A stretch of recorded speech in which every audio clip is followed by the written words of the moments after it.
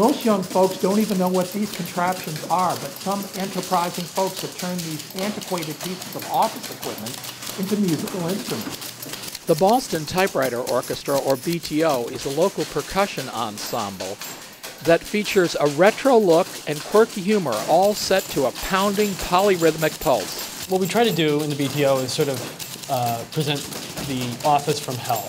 We're stuck here, we're still using typewriters, it's unclear what year it is. The BTO has evolved through improvisation and experimentation with different techniques and materials to where the group has become a percussion ensemble with a truly unique sound.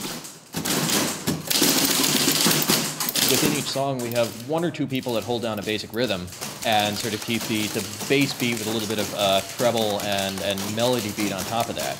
And then along with that, we have multiple people that are extemporizing and adding melody and interesting bits on top of it. None of the BTO members claim to be a musician, and none of them is quitting his day job. I write crossword puzzles. We have a librarian, we have a scientist, we have a computer programmer.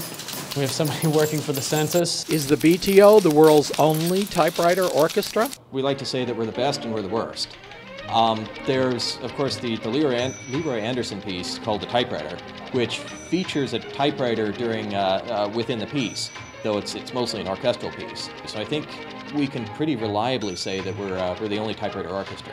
Download some BTO tracks from their website, BostonTypewriterOrchestra.com. This is Chris Harding reporting for the Neighborhood Network News.